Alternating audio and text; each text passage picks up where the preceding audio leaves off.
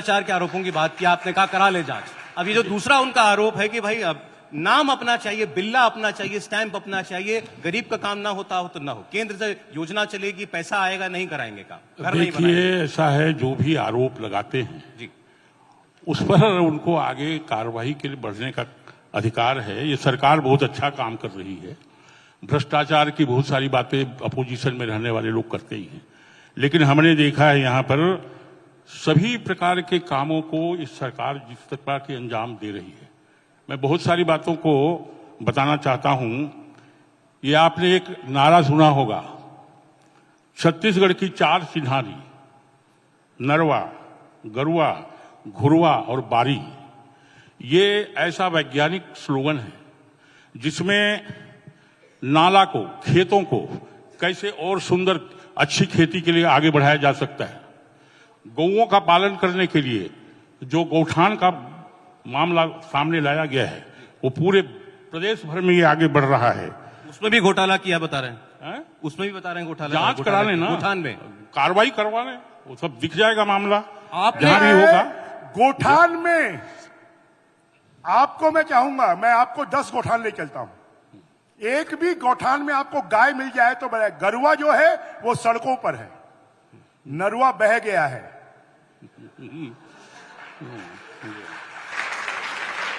और जो घुरवा है, वो घुरवा जो है वो खेतों में नहीं बना है, वो लोगों के घर के सामने कचरा इकट्ठा हो रहा है।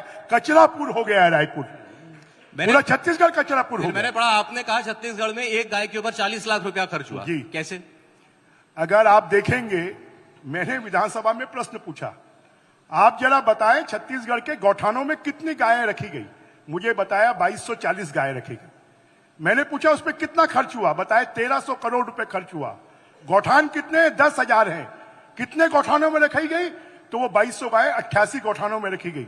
अगर 88 गौठानों में 2200 गायें रखी गई और 1340 करोड़ रुपए खर्च हुआ, तो कैसे हुआ?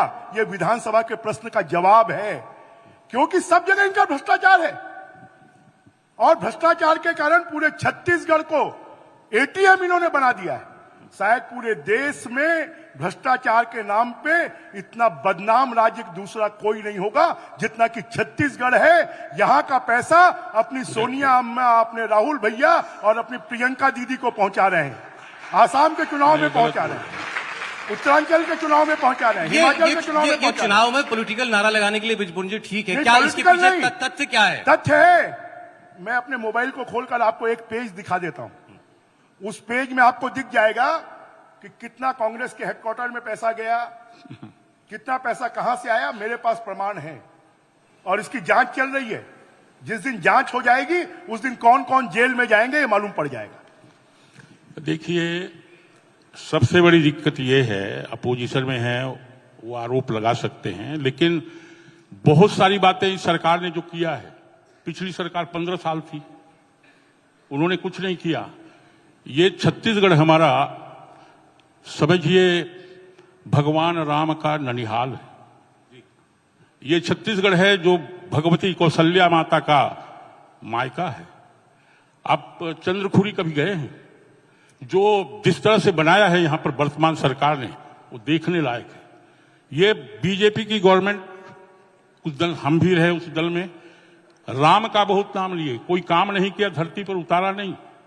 भगवान राम के वनगमन का परिपथ जो इस सरकार ने बना के दिया है, यहां पर पूरे छत्तीसगढ़ में आप देख सकते हैं भगवान राम की ऐसी दिव्य प्रतिमा अलग अलग जगहों में बनाई जा रही है।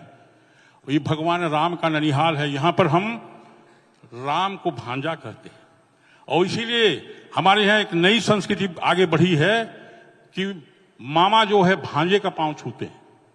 और ये जो हमारा बस्तर है, ये भगवान राम के दंडकारण्य जिसको कहते हैं, वनवास काल में थे, वो वही है। उस परिपथ को भी अलग तरीके से ये सरकार बनाने की कोशिश कर रही है। राम का नाम बीजेपी के जमाने में बहुत लिया गया, आगे भी लिया गया, लेकिन कहीं पर एक भी कोई प्रतीक हमारी मान बिंदुओं का कहीं पर बनाया नहीं गया। ये संपूर्ण प्रदेश में इस तरह का काम ये पहली सरकार कर रही है। और मैंने देखा कि पूरे हिंदुस्तान में ये पहली सरकार है जिसने बाकायदा विधानसभा में बजट और प्रस्ताव पारित करके भगवान राम से संबंधित रामायण राष्ट्रीय रामायण महोत्सव का आयोजन करवाया जी। 3 दिन का कार्यक्रम हुआ वहां रायगढ़ में। डॉक्टर साहब विनम्रता से पूछ रहा हूं, लेकिन 40 साल ज्यादा नहीं लग गए आपको ये समझने में कि भारतीय जनता पार्टी केवल राम का नाम लेती है, काम नहीं करती? नहीं, ऐसा कुछ बात नहीं। ये समझने में हमको जब लगा तभी तो हम इधर आ गए। अच्छा हाँ जी। जब राम- समझ में मैं आया आपको कि काम बताऊं, करती नहीं। मैं आपको बताऊं, प्रभु राम के नाम पे भी इन्होंने भ्रष्टाचार कर दिया। इनको तो वो जो मंदिर बना है वो 6.5 करोड़ का बना है, और कांग्रेस की एक मुस्लिम सांसद हैं, उनकी लड़की को 56 करोड़ रुपए का पेमेंट इवेंट एजेंसी को किया गया है। 6.5 करोड़ का मंदिर, 56 करोड़ इवेंट एजेंसी को। छत्तीसगढ़ के कलाकारों को इसमें आपको मुस्लिम लड़की बताने की क्या जरूरत थी? मैं सांसद बता रहा हूं आपको, सांसद बता रहा हूं। क्या नाम उनका? मोहसिना की जो कोई बात नहीं, कोई बात नहीं। नजमा हेप्तुल्ला, नजमा है नहीं, नजमा अब्दुल्ला तो आप ही के साथ। नजमा हेप्तुल्ला नहीं। बहरहाल देखिए, आपसे ये भगवान राम का और हिंदुत्व वाला कार्ड तो छीन देखिए लिया। हमसे नहीं, इसमें- आपको मालूम नहीं है, फिर बृजमोहन जी, आपको इसमें- मालूम नहीं है। 13 साल हमने राजिम कुंभ यहां पर शुरू किया, उस राजिम कुंभ को इन्होंने बंद कर दिया। छत्तीसगढ़ के लोग गरीब हैं आर्थिक रूप से, कि छत्तीसगढ़ के लोग बड़े बड़े साधु संत महात्मा महामंडलेश्वर का दर्शन कर सके। 13 साल तक 25 लाख लोग उसमें आते थे, इन्होंने उसको पुन्नी मेला बना दिया। आज पूरे छत्तीसगढ़ में, पूरे हिंदुस्तान में 10,000 जगह पुन्नी मेला लगते हैं, उसको इन्होंने समाप्त कर दिया। और चंदखुरी में जहां की ये बात कर रहे हैं, वहां प्रभु राम की फोटो देख लीजिए, प्रभु राम की फोटो, विकृत फोटो वहां पर लगाई गई है खाली। और 113 करोड़ में 13 करोड़ भी राम मनगमन पथ पर खर्च नहीं किया गया है। ये खाली बड़ी बड़ी बातें करते हैं। बृजमोहन जी, भूपेश बृजमोहन बघेल जी खाली होर्डिंग्स आप में है, ईमानदारी से बताइए, बोर्डों में है, ईमानदारी विज्ञापन में से है। ये हिंदुत्व का कार्ड जो है, पत्ता तो भूपेश बघेल ने आपसे छीन लिया। अब गाय की बात वो कर रहे हैं, गोबर की बात वो कर रहे हैं, राम की बात वो कर रहे हैं, आपके पास क्या बचा? हमारे पास राम ना हमारे हैं ना इनके हैं। राम सार्वभौम है, कुछ नहीं बचे। राम पूरे विश्व के हैं, राम जन जन के हैं, मन मन के हैं। ये राम को बांटने की कोशिश करते हैं, ये रामद्रोही हैं, ये कालनेमी हैं, ये कालनेमी देखिए, हैं, जो राम राम बोलता था परंतु हनुमान जी को ठगने की कोशिश करता था। ये वैसे ही बीजेपी ताड़का है जो राम राम बोलकर हनुमान जी को ठगने की कोशिश ताड़का और करते कालनेमी थे। बता रहे हैं आप। और जी, कालनेमी मैं का ये काम कह ये लोग रहा कर रहे हैं। हूं, ये जो कांग्रेस पार्टी की मैं सरकार है मोहसिना की वर्तमान में वही जो है। चल रही है, मोहसिना की वो 2 रुपया किलो में गोबर खरीद रही, 4 रुपया लीटर गोमूत्र। गोमूत्र जो है किसी भी प्रकार की बीमारियों का इलाज है, ये भी खरीद रही है। और 2640 रुपया प्रति क्विंटल धान खरीदी, यही सरकार डॉक्टर साहब कर रही है पहले पूरे गोबर पे हिंदुस्तान बात कर में। लेते हैं। आरोप ये है, गोबर खरीदा तो करोड़ों का, बेचा ही नहीं। अब ने सुना था चारा खाते हैं, गोबर कौन खाता है? गोबर खाता नहीं है, ये लोगों को सब जगह भ्रष्टाचार दिखता है ना, जी। तो ये सब जगह सपने में भी ये सब देखते रहते हैं। मैंने तो विधानसभा में सुना ये मामला उठाया कि भाई इतने करोड़ का गोबर खरीदा गया था गोठानों हाँ, से, जी। और बेचा गया उतने का, कितने करोड़ का उसमें 13 करोड़ का गोबर बेचा जो भी गया और 279 करोड़ का गोबर खरीदा गया। इसका जवाब दे बाकी दिया गोबर गया कहाँ इनको? गया ये मालूम ही नहीं है। अब ये गोबर भी खाने लगेंगे तो फिर बचा क्या? नहीं, आरोप गंभीर है। क्या अभी आरोप गंभीर है कि क्या? 200-250 करोड़ रुपए का गोबर खरीदा और 13 करोड़ का बेचा गोबर मात्र। बेचा। तो बाकी गोबर कहां गया? गोबर का पैसा कहां गया? ये तो जो लोग आरोप लगा रहे हैं वो प्रमाणित करें, सिद्ध करें, अब क्या आरोप बाकी नहीं लगा गोला रहे, है विधानसभा के कहाँ प्रश्न पर का है? जवाब है। ये विधानसभा सही बात नहीं के करते प्रश्न हैं का ना, जवाब ये है। जितना यहाँ मैं जितनी पर बातें कह रहा हूं आंकड़ों के आधार पर कह रहा अच्छा हूं। ठीक, एक बार किसानों का कर्जा माफ किया गया है, मैंने और बिजली बिल का हाफ कर दिया गया है। उसके बाद में 15 वर्षों तक युवाओं को नौकरी नहीं दी गई। यहाँ बेरोजगार जो लोग थे, 14,000 स्वास्थ्य विभाग और बाकी अलग अलग विभागों में नौकरियां दी जा रही हैं। यहाँ पर युवाओं को यहाँ पर सर्विस के लिए आमंत्रित किया गया है और सारे लोग बहुत अच्छा अच्छा काम कर रहे हैं।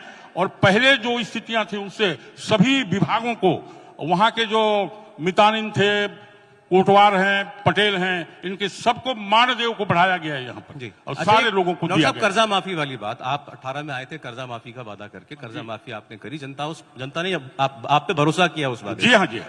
अब 5 साल के बाद फिर कर्ज माफ करना पड़ रहा है, मतलब किसान की हालत वहीं की वहीं है, कुछ बदला नहीं। देखिए, ऐसा है, कर्जा किस आधार पर बना है? जैसे कुछ कर्जे ऐसे हैं जो जिनको गऊ दिया गया था, और गौओं को वो पालन पोषण कर रहे थे, किसी कारणों से बीमारी वगैरह हुई, वो चले गए, कुछ कर्जा उनका है। और किसानों का कर्जा कहां पर, किस आधार पर है, सरकार इसको परीक्षण करके उसमें देखेगी कि वास्तव में वो कर्ज से लग गए हैं, तो उनको माफ करने की कार्रवाई भी वर्तमान सरकार, हमारी भूपेश बघेल जी की सरकार करेगी। डॉक्टर रमन सिंह का एक जवाब है, उनसे प्रश्न पूछा गया था कि 15 साल सरकार में रहकर आपको सबसे बड़ी सीख क्या मिली, तो उन्होंने कहा कि सीख ये है कि छत्तीसगढ़ के अंदर कोई भी पार्टी हो, किसानों को संतुष्ट किए बगैर सरकार नहीं चला सकती, अपनी नहीं बना सकती अपनी। तो ये यही तरीका रह गया किसान का कर्जा माफ। उसके खिलाफ हम नहीं है, लेकिन देखिए, उसके पीछे किसान कोई का आधार होना कर्जा चाहिए। माफ भी इन्होंने नहीं किया। ये बताएं, मीडियम टर्म कितना लोन माफ किया, लॉन्ग टर्म कितना लोन माफ किया, नेशनलाइज बैंकों का कितना लोन माफ किया। ये लोगों को सबसे पहले तो कर्ज की भाषा समझनी पड़ेगी। जो किसान कर्जे में डूब गया है, बैड डेप्थ हो गया है, जिसको लोन नहीं मिल रहा है, उसका कर्जा माफ नहीं हुआ है। मैंने इस साल कर्जा लिया, अगली साल माफ कर दिया। आज की तारीख में जो कर्जा माफी की बात कर रहे हैं ना, सब किसानों ने कर्जा पटा दिया है। सिर्फ 30,000 किसान बचे हैं जिन्होंने कर्जा नहीं पटाया है, जो एक फसली लोन लेते हैं। तो ये तो खाली लोगों को गुमराह करने का काम करते हैं। बताइए ना, कितने लॉन्ग टर्म लोन माफ हुए हैं? आप कितने करेंगे कर्जा medium term? माफ? आपका मैनिफेस्टो नहीं देखिए, आया। हमें जब हमारा मैनिफेस्टो आएगा तब आप देखिएगा हम क्या क्या करते हैं। आगे आगे देखिए होता है क्या। और हम किसानों का भी भला करेंगे, नौजवानों का भी भला करेंगे, महिलाओं का भी करेंगे, छत्तीसगढ़ का भी करेंगे, और हमारी सरकार